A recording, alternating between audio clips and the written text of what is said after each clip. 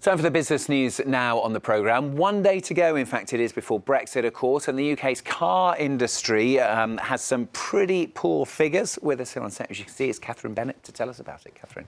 That's absolutely right. So the car industry does have some poor figures. The output fell to its lowest level in almost a decade. Car production tumbled 14.2% in 2019, with factories producing 1.3 million cars. It's a third consecutive year of decline.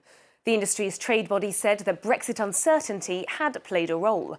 Exports, in particular, were down, and with the majority of exports going to the European Union, the sector reiterated the importance of frictionless trade with its closest neighbour. The worst nightmare remains what we've always said, is basically we leave Europe with no deal. No deal doesn't just mean how we leave Europe in terms of, we have officially left. It is about the trading deal as well. The second phase is critical, not just for our sector, our businesses, but for so much of UK business. The big fear is you get to the end of this year and we still have no trading deal. That means we revert to WTO, which would undermine the competitiveness of the industry.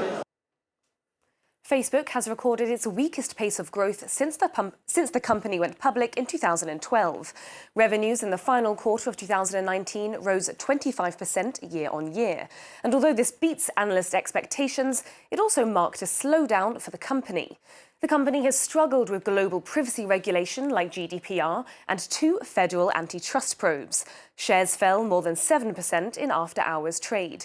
And things will get worse before they get better. The company's chief financial officer said it expected the growth rate to decelerate even further in the coming quarter. The UK has said that the Chinese company Huawei will only have a limited role in its 5G network rollout, and the decision could hurt British businesses. British Telecom has said that implementing the government's 35% market share cap on Huawei equipment will cost it £500 million over the next 5 years.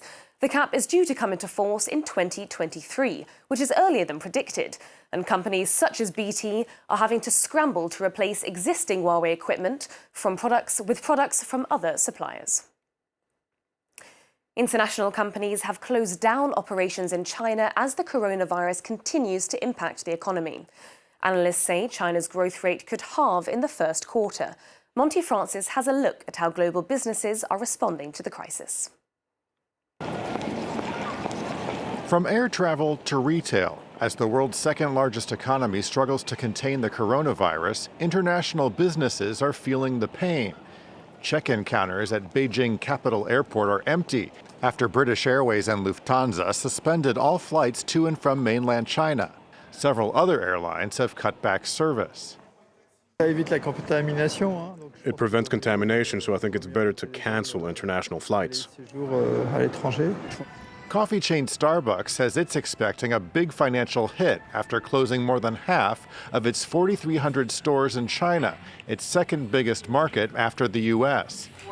Apple CEO Tim Cook told investors the company is trying to make up for expected production loss after Foxconn, which manufactures many Apple products, said it would keep operations closed until February 10th.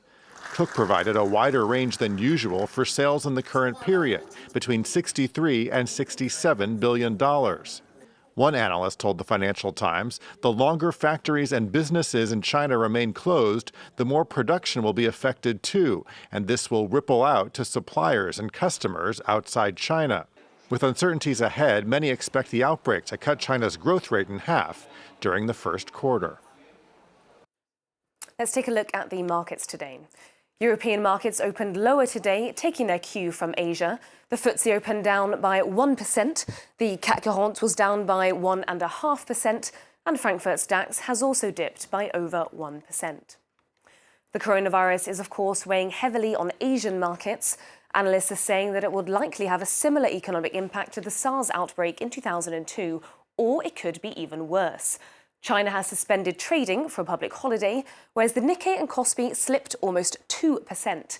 The Kospi pulled down by shares of Samsung, falling more than 2.5% after it posted a 34% slump in operating profit for the last quarter. The Hang Seng Index continued to tumble, falling 2.25%. A Japanese e-commerce billionaire has abandoned his search for love. Yusaku Maezawa put down a hefty deposit to be the first customer of Elon Musk's space travel project, and he invited one lucky woman to join him. The SpaceX flight around the moon was due to launch in 2023. And for a chance to be the lucky astronaut, women would have to participate in a reality TV show called Full Moon Lovers.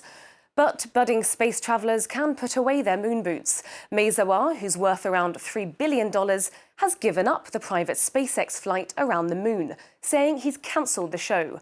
He's also apologised to the over 27,000 women who had applied. And there go my space dreams dashed once again. But no reason given. How strange. No. Oh, well. All right. Thank you very much, Catherine. Catherine Bennett with the Business News.